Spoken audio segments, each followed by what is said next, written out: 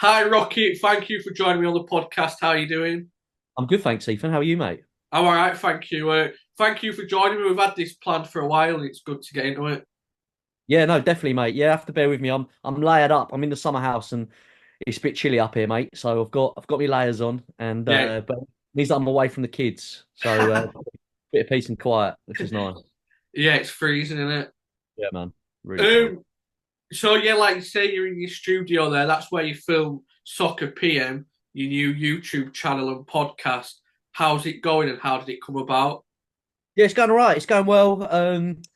Yeah, we've been going for about 5 months now. Had some big names, which has been good. Got Ray Winston, Danny Dyer recently. Chatting to all the old Soccer M crew members, Hells Bells, Robbie, Tubes, and yeah, it's been going well. Converted the summer house into a mini studio, teamed up with Loaded magazine. So how it came about was Loaded asked me if I'd do a column because they'd relaunched, and I said, well, forget the column because I don't think that's going to be right for me. But what about this Soccer PM? We came with the idea. We'd already shot a pilot with Hells Bells, went metal detecting with her and they said, yeah, we love it, let's do it. And yeah, we've been going 5 months now, and it's been good fun. Went and played pool with Andy Goldstein, golfing with Tubes, dry ski slopes with Robbie Knox, um, and yeah, we've had loads of people involved, and it's been a lot of fun. What's it been like getting back with all them? Did you keep in touch anyway, or is it you've not seen each other for a while? Yeah, well, I hadn't seen Tubes for about 7 years. It's crazy how time flies, but obviously we're all busy. He's doing his golf stuff, and yeah, it was good. It's good to reminisce and talk about the good old days. We had a lot of fun back then doing Soccer AM. So it was good fun to kind of a lot of stories were brought up that I'd forgotten about, and I brought up stories they'd forgotten about. So it was nice to kind of reminisce about a simpler time and a time that we all enjoyed. Yeah, I watched them. Well, I watched them all on the YouTube channel, and I think it's a great format. Like you say, you've got good guests on, good Yeah. football challenges and stuff. So, yeah, Yeah, real mix. Yeah, we tried to get into some academies because I loved Skill School. Skill School was one of my things that I brought to the show at Soccer AM. Managed to get Jordan Henderson, Raheem Sterling, Danny Ings all doing Skill School when they were at academy level. So before they kind of broke through to the first team. And it was quite a popular feature, great tune. And I've always been a big fan of getting into academies and doing those fun features that just kind of generate a bit of atmosphere, create a bit of excitement.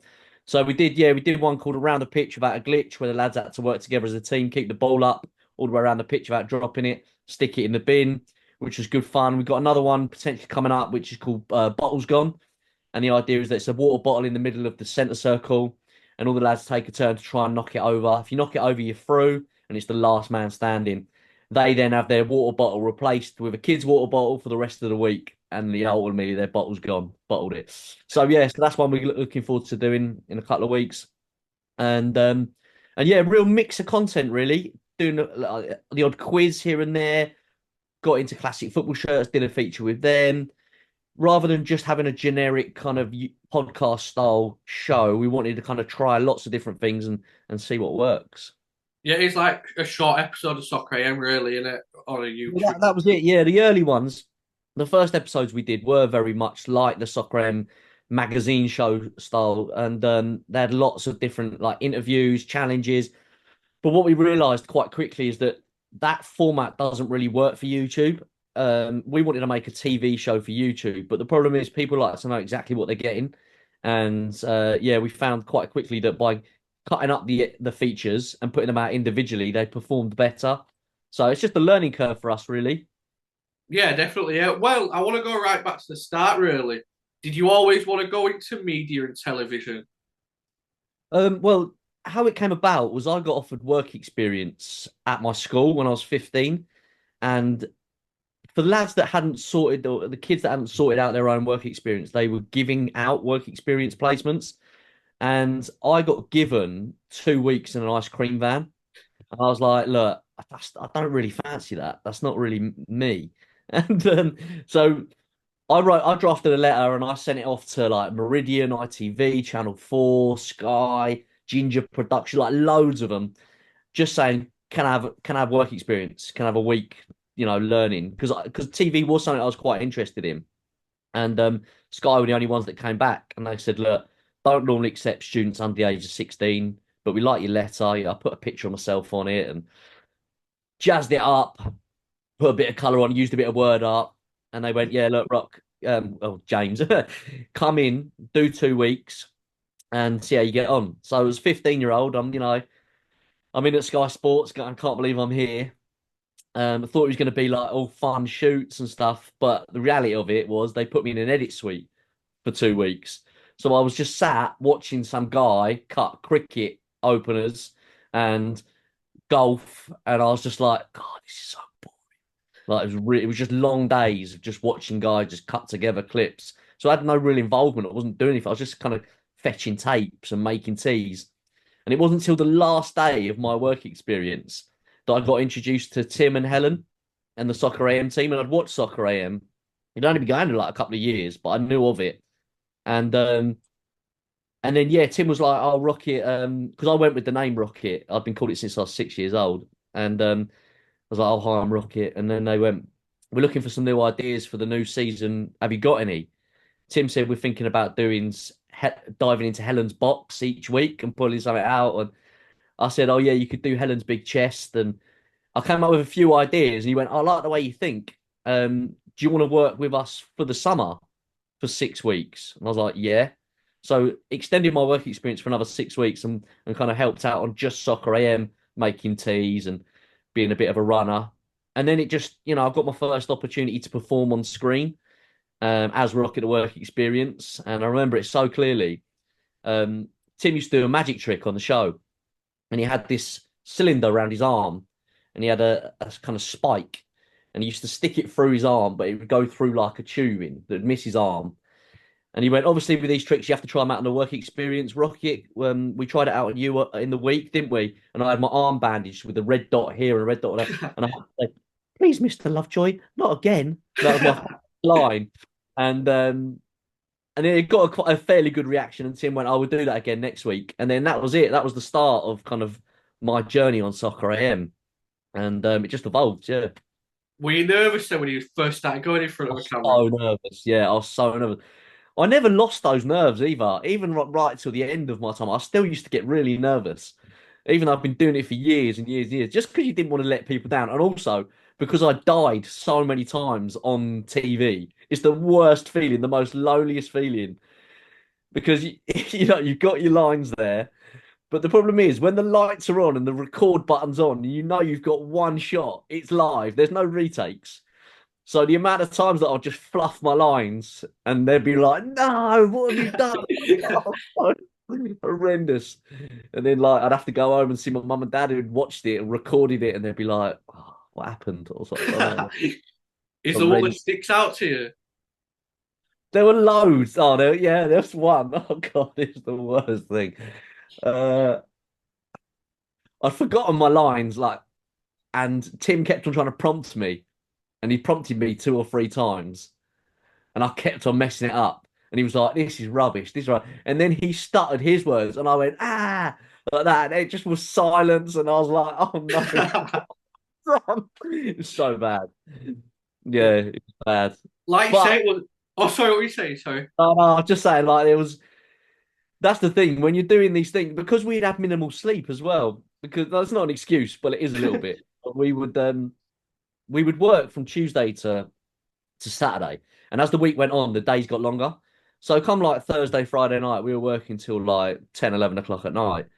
And then Friday night, sometimes we wouldn't even go to bed. We'd sleep in the green room. So there would be a green room. We'd sleep on the sofa. We'd maybe get an hour skip.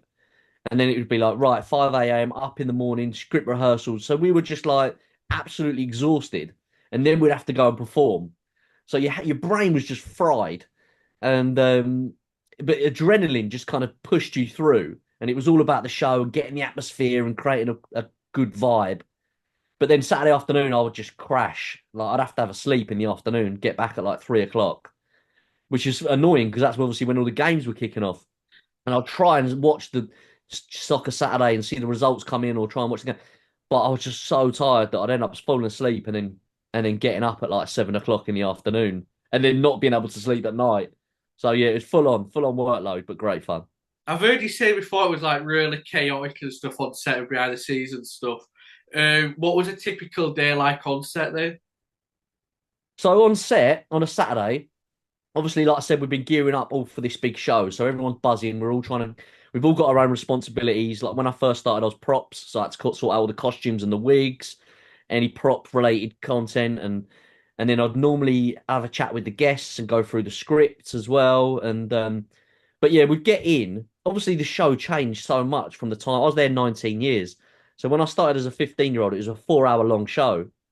So it meant that we would start at 5 in the morning. We'd do a script run, print off all the scripts, and then we'd have a run through, and we people just read through it, make sure we know exactly what we're doing, where we're doing at what points, and you'd mark on your script, and you'd be like, right, need goalkeeper gloves here, need um player right cards for this bit, need the soccer bit here, like the whistle, and you'd note down on your script so you knew exactly what you needed at what point. And then it would kick off at 8 o'clock. We'd have the 8 o'clock club, um, where we'd reward people for joining in that early. And then the show would run till 12 o'clock midday. It always finished at 12 o'clock. And yeah, we'd have fans of the week. And it was just carnage because you'd have 8 fans of the week come down from up north or wherever they come from, all buzzing, probably been out on the night before, absolutely steaming. So I'd have to try and control them as well, make sure that they weren't too drunk to be on telly. And then a lot of them would be quite giddy. I remember the Scottish fans we had on, Rangers fans maybe, turned up in kilts and they had nothing on underneath their kilts. And like they're flashing the soccer and I'm like, no, what are you doing? No, just come on. And like, oh mate, honestly, it was absolute carnage. But yeah, it and it was just trying to kind of stick to a rough rundown and make sure that we didn't fall off air and because we'd overrun or we'd underrun. So either Helen and Tim had to fill the time if we were underrunning, which was very rarely. Normally we would overrun, and it was a case of like Helen was amazing at doing really quick wrap ups. So she'd go, unfortunately, that's the time end of the show today. We've got to thank blah blah blah, we've got to thank them, we've got to thank them, we've got to thank the fans of the world. See you next time. See you next time. Bye. And then it'd be off. Like, wow, absolutely madness. But yeah, that was great. Great fun. Do you think the chaos made the show though? What it was? Oh yeah, definitely. I think yeah, there was a lot of bits that went wrong, and I think the general public quite liked it when it went wrong because it was just at the end of the day, it was just a load of blokes making a show that we weren't actors. We weren't professionals at what we did. We were just a load of guys that liked football making a show. And I think that came across. People Yeah. kind of it was endearing and yeah, I think the fact that things went wrong was quite fun at times. Obviously there were bits where you didn't want them to go wrong because it just made us look amateur. But at the same time, when I was getting a sketch wrong or coming out fluffing my lines, people kind of quite enjoyed the kind of cringeness of it. I think that was part of the appeal, definitely. Like you say as well, it was live on a Saturday morning. So was there a lot of stuff that would go wrong and it'd like throw the whole show off? Is there any examples of that? Oh yeah, we had well, David Hay used to just rock up whenever he wanted. He was like, right, David, call time 9 o'clock. Make sure you're here. Like, get you into hair and makeup, and then it will be like run through your questions, give you a briefing, and then you're ready to come on at like half 9 or whatever.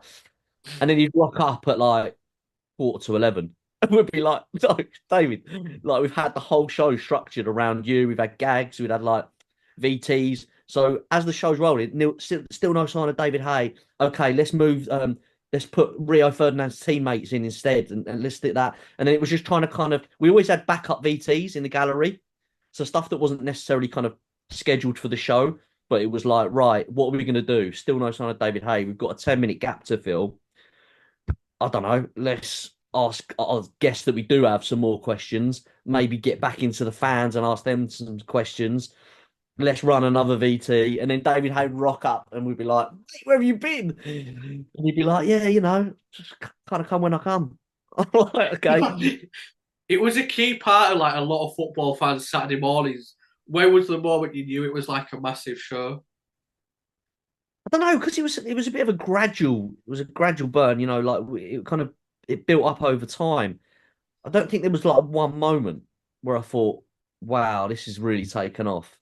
Um, getting asked to play at Wembley was pretty cool. Um, Getting asked to turn on Christmas lights. These were moments where you're like, wow, this is pretty good. And then the guests, because what happened was in the early days, we used to kind of have to scrape around for guests. Last minute shouts. We didn't have a guest on a Friday. We'd be panicking. Give Lee Trundle a call. Trunds, we did. I mean, um, and yeah, it was. But as the years rolled on and the show grew in popularity, we ended up getting guests asking us if they could come on. We had like David Hasselhoff saying, "Can I come on your show?" And we're like, "Yeah, yeah, of course." You know, um, there were loads, and then obviously you had Noel Gallagher's, your Ray Winstons that would come on as regulars, Stephen Graham's. These guys were actually fans of the show, so it kind of got easier booking guests. And I think that was when you kind of really start to notice a turning point in the show is when you've got massive A-listers saying, "I've got to get on Soccer AM. I want to have a go at the end game. I want to kind of do this. I want to do that." And it was then that I think that you start to think, "Oh wow, actually we've become a bit more than just the Saturday morning satellite show. We've actually become a little bit more mainstream, and we're getting bigger names and yeah, getting bigger opportunities." Well, I was watching a clip on YouTube of when Tubes asks Dwayne Johnson a question, and somebody commented on the video like, "This shows how big Soccer AM was at the time with The Rock," and I can't remember who the other guests were, but they were big names as well. Do you know what I Yeah, mean? So it yeah, shows the traction it had. yeah. We had big. Yeah, that show was an epic show. I remember The Rock coming on. He was really good. My favorite was actually Mr. T. Mr. T came because we had a lot of guests that would come on and they'd be like, "Right, I'm happy to come on, but I don't want to talk about this." And we'd be like, "But that's what you're famous for." Like, of course you want to talk about that. And they're like, "No, no, I don't want to be typecast or just be associated with that one thing. I want to kind of talk about my new things." And we're like, "Yeah, but we've got to talk about your old things because that's what people love." And they're like, "No, no, no." But Mr. T came on and he was doing all the catchphrases like, "I pity the fool, ain't getting on no plane." He was up in the ad breaks. He was taking pictures with all the guests and the fans of the week. Just like no big timeness about him at all. Proper down to earth, lovely guy. Knew exactly why he was there and just had great energy about him. We had there was a few guests where I was just like, "You got great energy. They get it." You know what I mean? Like the fans are in awe of them. No photos a problem. Stay behind until every photo's been had. And those are the ones you're like, "Oh, what an absolute legend." Doesn't need to do that, but Yeah, does it. yeah, Um, definitely. um, and then obviously you get the flip side where you get the bands on that were like, they thought they'd already made it, and they'd have their groupies and they'd be off their face and whatever, and you'd be like, "Oh God," and you know, yeah, sometimes it was just a bit like, "Oh man, these lot are hard work," but Well, that is the thing of Saturday morning live telly in it. We got bands coming in like that. And yeah, yeah. But that was kind of part of the appeal as well. I think the one of the key things for Soccer AM's success was the fact that they mixed music and football, yeah, and the two went hand in hand together. And the fact that we got new bands, a lot of people discovered new bands through Soccer AM, whether it be the music on the Goal Raps, music on Showboat, the lads that we got in, the bands that we got in to kind of be guests. And that's how a lot of the music was discovered. A lot of these new bands, anyway. I know the Rifles said that they owed a lot of their success to coming on Soccer AM, and their hardcore fan base is still very much from those days. So I think that was it. That was key, new bands, new music, and giving them a platform because there was no one else doing it. After Top of the Pops, it was Soccer AM, and that was it. Top of the Pops finished. Where else were you going to hear new music, new bands? yeah, MTV or Soccer AM? yeah, exactly. Yeah. With the guests that you're on about, like Mr. T was good. Did you have guests that come on that didn't understand it because it was like a funny, like not serious program? Did you Yeah. have guests coming that didn't really get it? Yeah, definitely. There were a lot of guests that we had on. They were just like, "Oh, what's his name? Oh, it's gonna annoy me now. I can't remember his name. There's a musician, and I remember him. He's kind of like he's watching the show, and then suddenly I'm dressed as a lobster walking past, and he's just like, "I just seen the lobster." Like they just couldn't fathom what. Like, it's just so meant. It was so mad back in the day. Like you're probably too young, but we used to do a thing called when Arsenal were playing. we would say, right, the Wenger bus is coming to Stamford Bridge. And then we'd have two lads jump up from behind the sofa and they'd play, the Wenger bus is coming. And they'd just dance like that behind the sofa. And then they'd pop down. And it was just like, people like, what's that about? It was just, but those bits were the great bits. I love the kind of randomness of it. Yeah, That is, that's yeah. yeah, that was funny. Well, I want to talk about like skill school and crossbar challenge. Did you do crossbar challenge? Yeah. I went and filmed. It wasn't my concept, but I went and filmed quite a lot of the crossbar challenges. I remember going out to Chelsea and filming it there. The Torquay one stands out for me because they had a little minibus and all the players. They made it look like the minibus was full of all the players, but there was like it was a sliding door, so they would come in the sliding door and come out the other door, so you could just see the side of the bus, and it looked like there was like 25 lads coming out of this bus, and they all came out of that. And like some of them were dressed up in fancy dress, and the crossbar challenge was a lot of fun to film. But yeah, got some great memories from there. But yeah, that was my job really. I'd go film a crossbar challenge and film a skill school. So I'd travel up to Huddersfield, for example, and then it'd be like, right, skill school in the morning. We'd get the academy kids, but kind of like use it as a warm up, and then after training, I'd get the first team to do the crossbar challenge. So it was a case of right, set up, do the spin on the ball. Terry, Jerry, welcome to skill school. You know the rules. 3 rounds. Let's get the lesson on. Throw it down. They'd all cheer. And then it would be like, right, let's see what you got. We'd do the skills. But a lot of the lads were all just focused on the flourishes, like the bowling ball celebrations or the picking up or the. And I was like, lads, they're all good, but you need the skills to back it up. And there were times where I'd have to substitute a lad from the academy because he could literally do around the world and that was it. And I was like, no, we need 3 separate tricks to make it 3 rounds. And yeah, I remember getting to like 20 minutes into the feature and bearing in mind, like the academy manager would be normally just say, look, you've got 15 minutes and then we need to get them training. So I'll be trying to speed through everything. And then like 20 minutes in, I'm like, and the gaffer's looking at me going, and I'm thinking, this lad's not good enough. I'm going to have to redo it, refilm the intro with another lad and go again. Yeah, it was hard work trying to make sure that I definitely got 3 tricks from each lad, a beginning and an end in 15 minutes. And then we'd have to pack all the kit away, move over to the first team training ground and set up for the crossbar challenge. GoPro on the crossbar, camera angles, make sure they're set up. I have to tell the lads that have to come over to a certain point, say their name and their position, and then it was like, right, off you go. But the problem is, what would happen is a lot of the first team lads would come over. They knew they were doing the crossbar challenge, so they'd start pinging balls from the halfway line, and a lot of them would hit on the practice. And I'd be like, no, like don't hit on the practice. And then it would come to the actual shooting, they'd all miss, and I'd be like, oh, on the practice, but he didn't hit in the actual VT. So yeah, the amount of times that I'd go and we'd have no hits. But then when you did get a hit, all the lads would like bundle on. The Torquay one as well. I remember it being really wet. And they end up like just skidding in muddy puddles, just like mud everywhere, coated in it. It looked great on the camera. So Did yeah. he chase you off the training ground one time? Yeah, Luton lot. Yeah, they tried to debag me. I didn't even know what that meant at the time, but yeah, they were talking about stripping me. And I was like, okay. It was freezing as well, so I wasn't like, I wasn't looking forward to that. But yeah, as soon as I was done, I was just I could tell they were all like plotting, and I was like, I've got to get out of here. And I just legged it to the car, and luckily, I made it just in time, locked myself in, and they were like, "Rocket, we get you." Were the clubs and players always up for it then when you get in touch? Most of the time, yeah, pretty much. They were all quite excited about it. It just I feel like it broke up training. It was something different. They all quite wanted to be on Soccer AM, and they all wanted to be the one to hit the crossbar. So kind of 9 times out of 10, most clubs were up for it. The only ones that were a bit reluctant were Man United and Arsenal. Really? Yeah, I remember those 2 clubs were kind of like straight no. Don't think we ever did it with United or Arsenal. Definitely did it with Chelsea. Pretty Yeah, I sure we know did it with Chelsea's, Man yeah. City. Um, pretty sure we did it with Liverpool.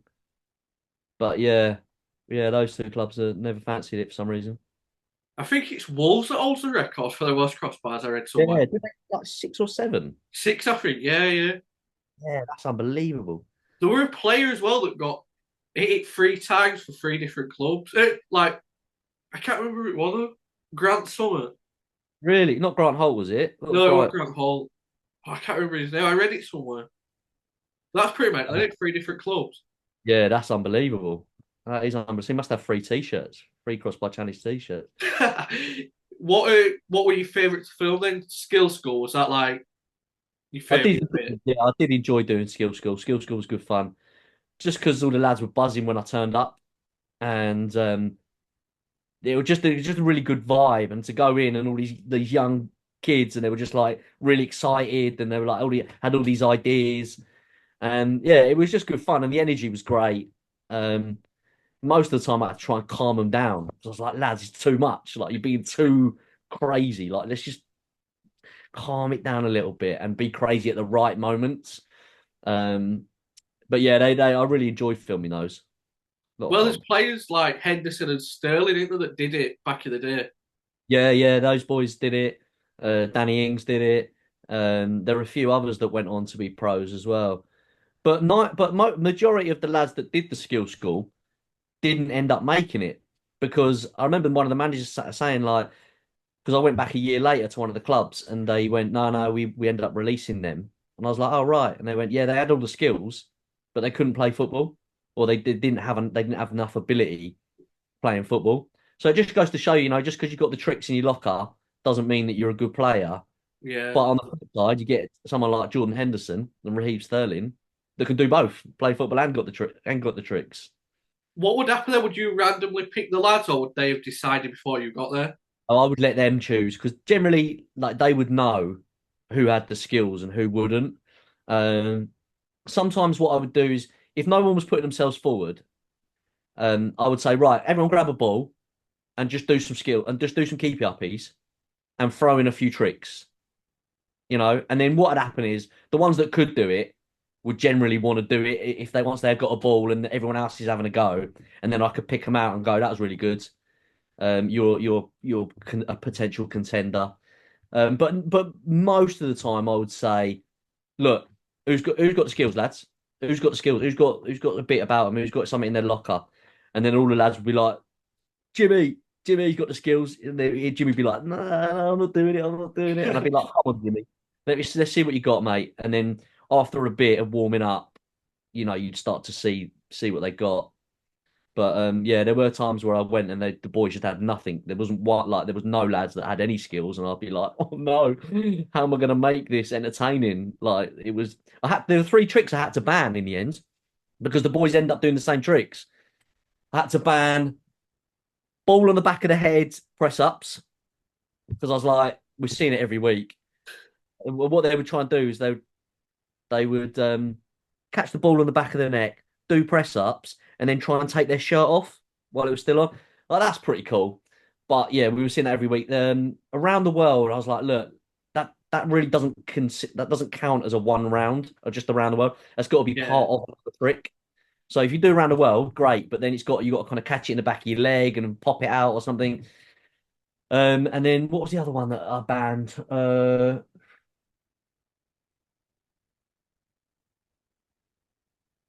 Oh, it was catch it in here, catch the ball in here and do a roly poly. Ah, yeah, yeah. Those 3 were the ones that I was seeing every week. Catch the ball there, do the roly poly, press ups with the ball on the head, and around the world. And I was like, look, that's fine to have put those in, but we need more than just that within a round. So it was just trying to produce and make sure that we had different skills each week because there's only so many things you can do with a football, and it was what I didn't want it to become very samey every week. And people just go, oh, it's just the same tricks, which inevitably it was really. It was the same. What skill that stands out to you? Yeah, do you know what? There was one that I really enjoyed. There was two that stand out for me, just because I thought they were great flourishes. There was one lad that got the ball on his head and he's balancing it on his head, and then another lad brought in a chair and he's got up on the chair while still balancing it on his head, and then he does this, and then he just falls back, and all the lads catch him, and it looked really good on camera. And then there was another one where I did an academy player versus an academy coach, and the coach was really good. He had some great skills, but the academy lad, I think it was the lad. I can't remember if it was the lad or the coach, but one of them did their skills, done around the world on the knees, caught it on the back of their head, flicked it off, and then two lads come in with a stretcher, and he falls back onto the stretcher, and they pick him up and they carry him off shot, and he just waves at the camera like that. It I was like, very good, looked really must be good. great for you when something like that happens, isn't it? Yeah. Well, when something good happens and you're like, oh, that was class. Um, yeah, it was good because you knew you had something different that people Yeah, didn't talk about. But the amount of times that I had to try and engineer stuff, I was like, right, lads, the flourish is too long. It's taking too much time. They were like getting in position and they were trying to do all these crazy things. And I was like, no, it's got to be like 3, 4 seconds max what you're doing. So I'd have to try and condense everything, the whole idea, and say, look, why don't you try this? Why don't you try that? But the bowling ball celeb was kind of like one that it was just easy, wasn't it? Grab a ball, roll it, everyone fall down. yeah. It looked quite good, but I had to try and kind of steer away from that one a little bit. And it was just trying to help the lads come up with new ideas as well. So Well, yeah, another thing we've got to talk about is the dance off. Is you're the dance off champion. Did you enjoy doing them? not really, no. A lot of pressure. It's difficult with a dance off because if you don't have anything in your locker, you're literally going out to just die. And 15 seconds, I know it doesn't sound very long. 15 seconds is a long time when you're on your own and you have to dance. Um, I think in the early days, the idea was Tim's idea was like the soccer and dance was no novelty dancing. It was kind of like just dance as if you were in a club, you know. So just kind of like just proper dancing. And and yeah, that's when you got to see like Robbie Knox, who was brilliant at it, and Fenners would come out and just give it loads, and yeah, in the early days, I wasn't really a contender. It wasn't until like Tim left and I started to push it a little bit, push the boundaries with what you could and couldn't do in the dance off. And the first one was really where it all kind of started to go wrong, was where I wore the Heelys. I wore a pair of Heelys and came out, did my dance, and then right at the end, I kind of Heeled off and pretended to pull Yeah. myself up. Everyone was like, you got Heelys on. And that kind of just like all the rules went out the window after that one, and it was just like, right, all props. Like, and it all just got a bit crazy. Um, but yeah, I used to kind of really worry about it because I wanted to do something good that would entertain. Um, there was so much pressure, there was so much talk. Like, what you don't see is like everyone behind the scenes on the week of the dance off going, you got any moves? What moves you got? I haven't got any moves. I don't know what I'm going to do. It was such a big thing. And like at home, you're just like, oh, it's just the dance off. Um, But yeah, there was only one lad in the dance off that could really dance, which was Raj, and he was quality. He did the whole like neck body pop in, and like he was really good. Whereas mine were just more like use the fans of the week to make a bike, use the fans of the week to surf across. Not really dancing. Did you have any favourite fans of the week? Were there any that came down that you really liked? Uh, do you know what? We had so many. Bear in mind, we had 42 weeks in a season, and I was there 19 seasons. That's a lot of fans. I'm not very good at maths, but that's a lot of fans. And I'll be out like I'll be in like Manchester or whatever, and then someone come up and go, "Oh, Rocket, I was a fan of the week. Do you remember me?" Uh, yeah. So no, not really any standout fans. Loads of great fans. All the fans were great, to be fair. Um, they're all sound. They're all excited to be there. But no real standout fans, if I'm honest. Would you get people coming up to you when you're out there and shouting like catchphrases or saying, "Oh, I Yeah, recognise you off the telly"? Or that? yeah, little shout, "Rocky, little Rocky," or someone shout, "Oh, you cheat wearing Heelys," and I'll be like, "Yeah," and he went, "No, you fucking cheat." I'm like, Did "Oh." you actually? Yeah, yeah, yeah. Some people take it so seriously. There were like bets on it at that one point though, wasn't there, where you could actually bet on it? Yeah, I can't believe that. Yeah, the bookies did odds. Yeah, you could actually bet on the weekend's fixtures and the soccer and dance off the outcome. And because I'd won a few in a row, I've suddenly become a favourite. So when I didn't win, people were like, Rocky, I spent loads of money on you, mate. You let me down. I was like, I'm sorry. So you mentioned you're on the show for 19 years. Is there any favourite moments or memories that stand out? Favorite moment has to be going to Afghanistan. Did 10 days, took the Premier League trophy over to Afghanistan to kind of lift morale we're amongst the troops. The troops were out there for Christmas. I don't know why they sent me. They'd sent like a load of page three girls the year before. I think they're probably a bit gutted that me and Shrevesy were there. But we had the Premier League trophy, so that was our only saving grace. So they got to have a photo with the Premier League trophy, and yeah, it was just a weird place because of obviously everything that was going on. Just war. Like there's no winners in war, and we have to try and kind of lift morale and stuff. But an amazing experience, and everyone was really great to me out there, all the soldiers, and doing the live two-way was just what a moment that will always stick with me. I had like 2,000 in like the mess hall where they'd eat their dinner and stuff, and 2,000 squaddies behind me, cameras on, and I've got an earpiece in, and they're like, right, Rocky, we're coming to you in 10 seconds. And I had this idea of putting a sheet over the camera and being like, Helen, Max, you've come to me at a really dodgy time at the moment. It's all about to kick off in Camp Bastion. Pulled it off, and everyone went. "Ah." I was like, that's cool, really cool to be a part of that out there. Yeah, Very, brilliant. Yeah. So yeah. when and why did you decide to leave them? Um, I've just been there so long. Like, I remember, you know, Corrupt FM came on, and Yeah. I remember speaking to Grinder, and I said, "Oh, well, all right, Grinder, rock it." And I went, "Oh." For some reason, I told him I've been here 19 years, and he went, "Well, that's fucking sad, isn't it?" Like, yeah, yeah, it is a little bit, isn't it? And it just made me think, maybe it's time I should move on.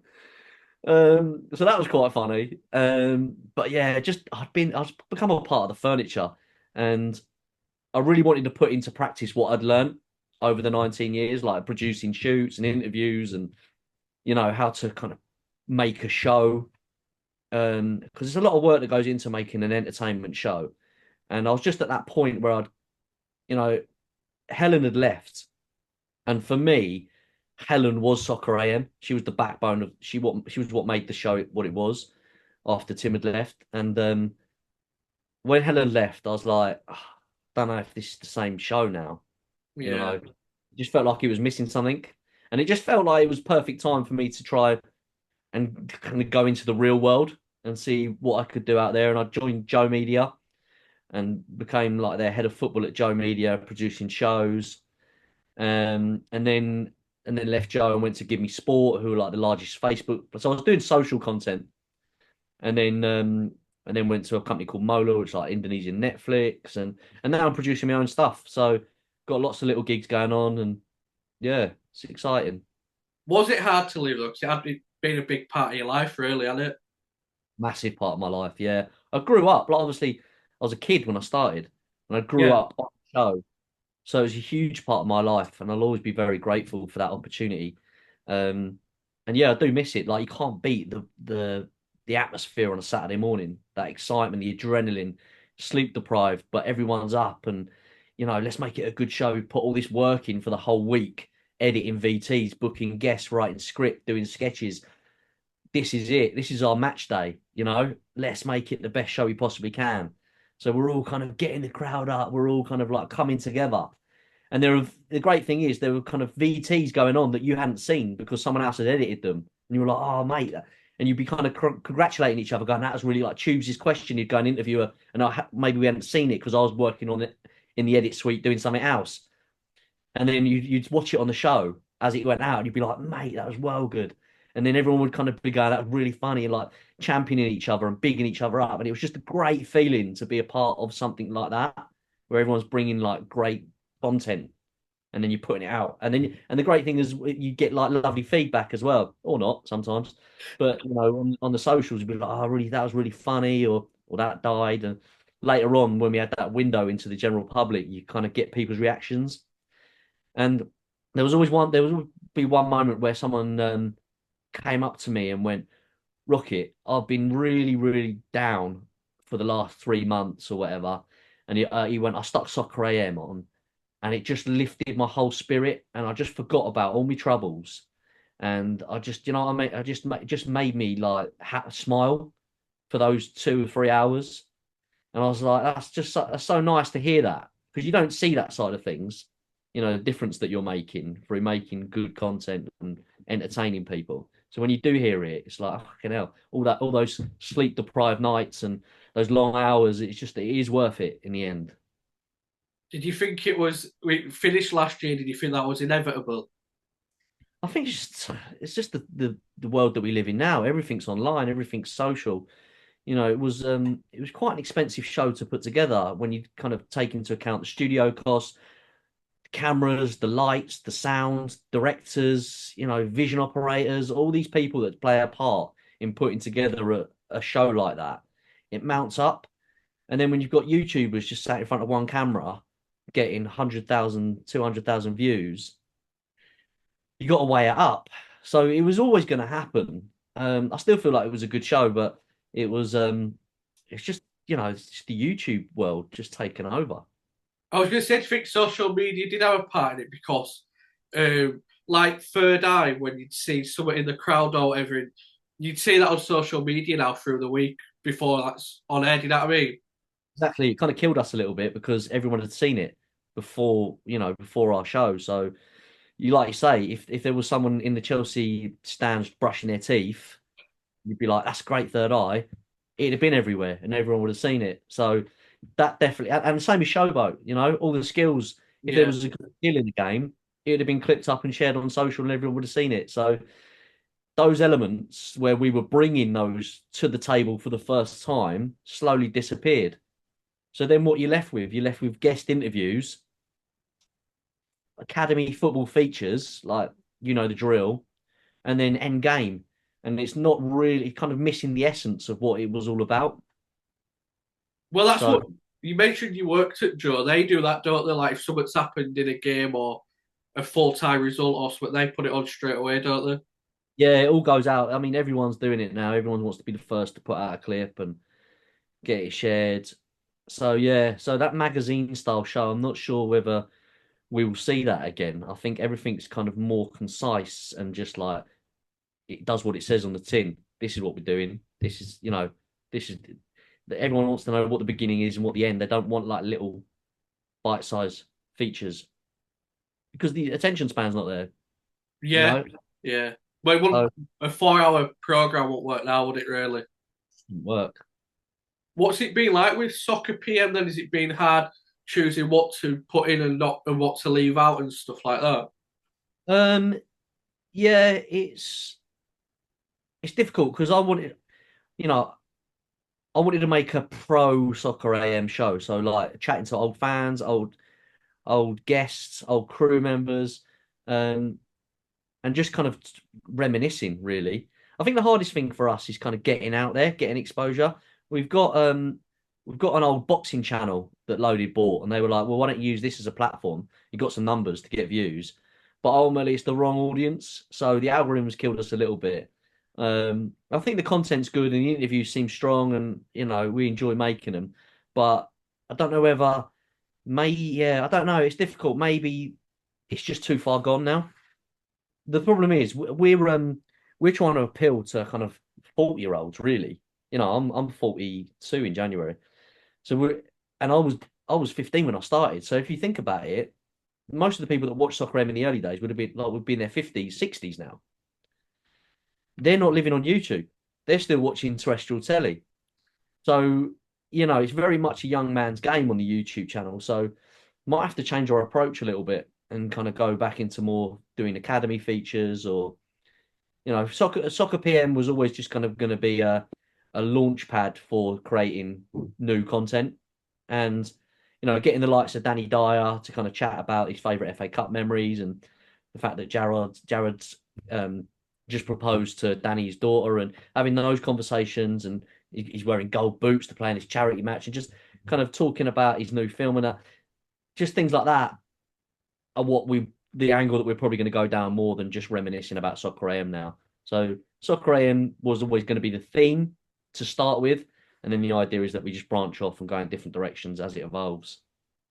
It is hard now, isn't it? Like, especially with stuff like that. Like you say, your target audience is an older generation, so it is hard to get it out there, get it seen. I know what you're saying. It's like the same with the podcast. It's Yeah. hard to get noticed with all this other stuff going on in it.